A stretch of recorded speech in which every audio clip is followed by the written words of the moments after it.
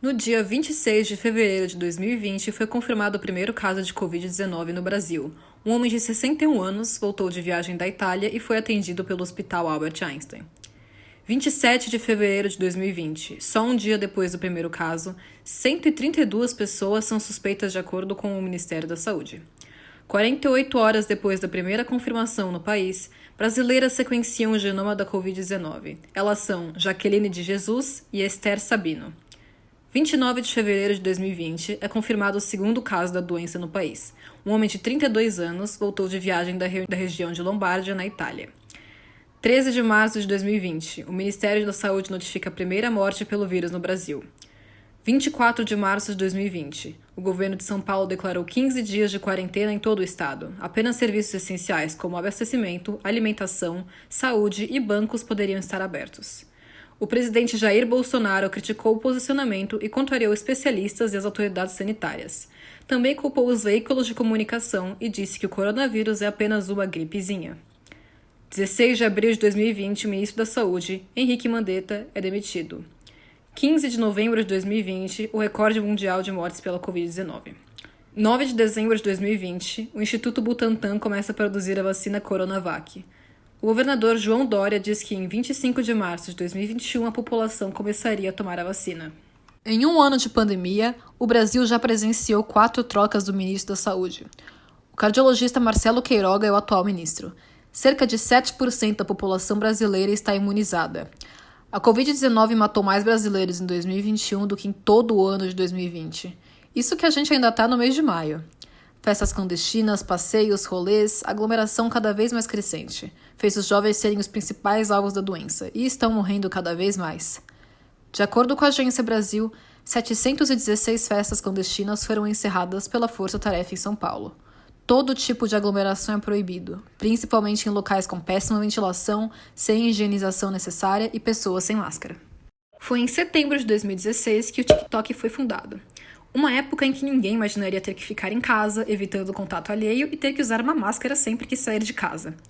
Em meio a todo o isolamento que passamos, essa rede social popularizou para todas as idades, porque afinal de contas é um aplicativo que te permite ter acesso a vídeos de pessoas que estão a quilômetros de distância e países diferentes, publicando conteúdos engraçados, gente ensinando através da plataforma e outros usando como forma de expressão. E a partir disso, a fama chegou para muitos criadores de conteúdo. E com isso, a aglomeração. Mas calma aí, vamos explicar o porquê disso, tá bom? Dezembro de 2019 foi fundada a Hype House nos Estados Unidos, uma mansão com alguns criadores de conteúdos. A maioria dos vídeos produzidos são de danças que viralizam, e a popularidade dessa casa foi tanta que os membros viraram novos famosos influencers. Dentre eles, a gente pode citar a Charli D'Amelio, a pessoa mais seguida no aplicativo, que conta com 115 milhões no total, e Addison Rae, que além de virar amiga próxima das Kardashians, também vai protagonizar o remake Ela é Demais para a Netflix, além da plataforma de streaming lançar um reality show da House. O fenômeno não demorou para chegar no Brasil. Muitos influenciadores criaram ou foram chamados para participar dessas mansões, como elas são chamadas aqui, com o intuito de gerar conteúdo, sendo em sua maioria danças ou vídeos engraçados. Agora que já explicamos o contexto e como foi popularizado, precisamos entender o motivo de não ser o momento adequado para isso. Nós entramos em contato com o Diego Sfodia para falar sobre o seu vídeo, sobre a cobrança de influências em redes sociais e mais sobre essas houses do TikTok. Você pode falar um pouco sobre o seu trabalho com os influencers? Eu sou assessor comercial, basicamente, né? O termo técnico do negócio. Até expliquei lá que eu sou tipo empresário de alguns criadores de conteúdo, de alguns influenciadores. Eu trabalho com isso há 4 anos, mais ou menos. E é basicamente isso, assim, eu lido com os contratos, com as marcas, com os trabalhos. Então, eu faço toda a parte comercial ali do negócio. Lá fora, era uma febre também. E principalmente no começo do ano, assim, eu lembro que as houses começaram a bombar lá nos Estados Unidos no começo do ano passado, né? Antes da pandemia. E algumas houses continuaram, só que o objetivo das houses lá nos Estados Unidos é completamente diferente, porque eles todos moram juntos. Então, eles conseguem ficar em quarentena sozinhos, né, juntos. Mas como começou a bombar lá fora, eu acho que quando as pessoas começaram a ter a ideia de fazer aqui no Brasil, foi logo quando começou a pandemia. E elas chegam a seguir algum padrão de higienização sanitária? Eu acho que elas tomam cuidado, sim. Porém, eu acho que não é o cuidado mais necessário do mundo. Eu vi na Playhouse, por exemplo, que eles estavam fazendo um teste que nem é tão recomendado assim de se fazer. É outro teste, um teste um pouco mais rápido. E assim, ele é preciso, mas você pode ter se contaminado ontem e não detectar, sabe, no teste. E por que ninguém tá problematizando isso? É que, não sei, o vídeo do Álvaro, para ser muito sincero, o objetivo do meu vídeo nunca foi expor ele, nem que as pessoas jogassem hate nele, nem nada do tipo. Até porque eu não incentivei isso no meu vídeo, né? Eu só falei uma verdade. Mas é que eu vi o vídeo dele e eu fiquei muito chateado, porque ele tava mentindo. Tipo, ele deu informações que não eram verdades, que eu sabia que não era verdade, e que muitas pessoas que ouviram podiam cair na conversa que ele passou, porque as pessoas não têm esse conhecimento, né? De que as marcas não precisam que você vá para São Paulo, etc. E sobre a GK, eu acho que depois do vídeo, assim, meu vídeo teve 1 milhão, quase 1,5 milhão de visualizações lá no TikTok. E no Twitter, tipo, foi muitas contas replicaram. Eu, inclusive, nem vi todas, assim, eu perdi completamente a noção. Mas eu acho que depois disso, muita gente começou a prestar atenção, sabe? Eu acho que era uma coisa também que as pessoas viam, ficavam bravas, mas não falavam, por medo. Ou deixavam passar mesmo, sabe? Tipo, eles estão fazendo isso desde sempre, tipo, deixa passar. Porque eles viajaram também, né? Fizeram conteúdo, tipo, fora. Então, eu acho que as pessoas realmente ficaram, tipo, ninguém vai falar sobre isso, eu não vou me expor também, sabe? Mas depois disso, muita gente começou a prestar atenção. Eu vi, inclusive, que a GK postou um tweet, acho que ontem, ontem, pedindo para as pessoas pararem de jogar hate nela e tal. E, enfim, acho que pegou bem profundo para eles, assim, sabe? Com certeza vão ter várias marcas que não vão querer mais se atrelar a eles, pelo menos no momento. Então, enfim. Porque, basicamente, os veículos grandes, eles têm muito medo de bater de frente com essa nova mídia, assim, né? Não é só o TikTok, é o Instagram também. É muito raro os veículos grandes realmente baterem de frente com essa nova veículo. Porque, eu não sei se vocês viram acho que foi a torcida da Juliette que conseguiu derrubar a conta do BuzzFeed Brasil na semana passada. Eles fizeram uma matéria dizendo. Assim, era uma matéria de brincadeira. O BuzzFeed uma plataforma de brincadeira, né? Eles fizeram uma matéria de quantas vezes a Juliette tinha sido, tipo, chatinha. Essa foi a palavra que eles usaram. E aí, os fãs dela derrubaram a conta do Twitter oficial do BuzzFeed Brasil. Então, assim, eu acho que os veículos realmente têm medo dessa nova plataforma, sabe? Dessas novas mídias. Porque pode dar muito certo. Eu tinha medo, gente. Pra ser muito sincero, eu tinha medo de falar sobre isso.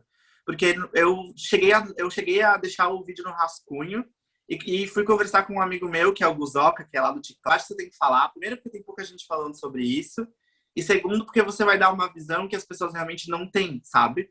Que é uma visão mais técnica mesmo. Então, eu acho que os veículos grandes, assim, tipo, outros jornais, revistas, eles não fazem por medo, pra ser muito sincero. O medo da retaliação, sabe? A internet é muito assim. E a GK e o Álvaro e todos esses TikTokers que estão aglomerando, eles têm muitos seguidores, né? Então, a gente, dependendo da história que eles contassem, realmente as pessoas podiam ficar bravas com esses veículos. Eu entendo essa urgência deles de querer produzir conteúdo com outras pessoas que eles admiram, que são grandes na internet, mas como eu falei, não é o momento, sabe? Dá para esperar um pouquinho, ou então dá para fazer isso. Eu acho que se eles tivessem feito isso, tipo, sei lá, um vídeo entre duas pessoas no máximo, todo mundo de máscara, já passaria uma mensagem melhor, entendeu? Se eles estivessem no meio de um trabalho, tivessem se encontrado e gravado, já passaria uma mensagem que faz mais sentido.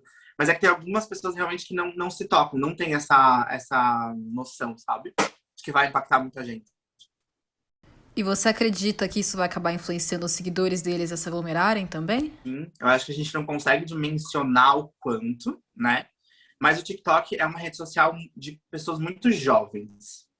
E essas pessoas que têm milhões de seguidores, a maioria dos seguidores delas são jovens. Então, imagina, eles estão lá no colégio, ou então começando a faculdade, eles querem festar, eles querem se aglomerar, eles querem ficar com os amigos, eles querem fazer um rolezinho. E aí eles entram no TikTok, tem um monte de gente fazendo, ou eles entram no Instagram, não é só o TikTok, né? Mas ou eles entram no Instagram e vê todo mundo postando stories em festa com os amigos. É óbvio que você fica com aquele sentimento de tipo, as coisas estão um pouquinho melhor, eu acho que eu posso fazer também, sabe? Acho que é muito isso. Eu acho que esses TikTokers, eles dão meio que uma permissão mesmo. Claro que não é, né, falado, não é diretamente, mas é o exemplo que eu falei. Eu acho que não é o exemplo correto a se passar para as pessoas, sabe? Então eu acho que sim, a gente não consegue dimensionar, mas acho que com certeza muita gente deve ter aglomerado depois de ver esses vídeos, sabe? Meio que incentiva, não adianta.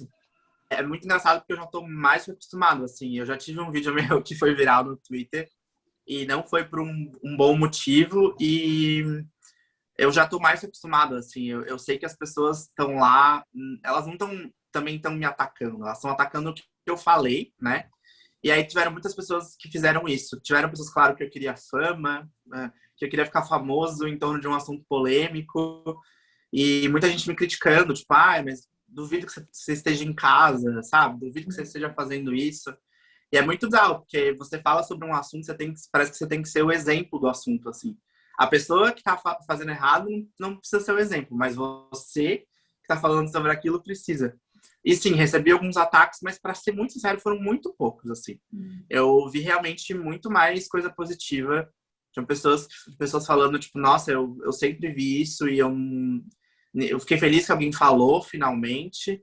Fiquei feliz que o vídeo viralizou. Muita gente ajudou para o vídeo viralizar lá no TikTok, comentando, tipo, 20, 30, 40 vezes. Eu confesso que eu até perdi quantos comentários tem e tal. Então, eu acho que eu recebi, sim, um pouco de hate, mas nada demais, sabe? Apesar das críticas estarem presentes ao longo das redes sociais, não se pode negar que o fenômeno das houses continua e muito lucrativo. Será que a Netflix Brasil vai tentar fazer um reality das houses também? Será que esses jovens vão em algum momento parar de aglomerar para gerar conteúdo? O que falta para essas pessoas começarem a problematizar esse comportamento?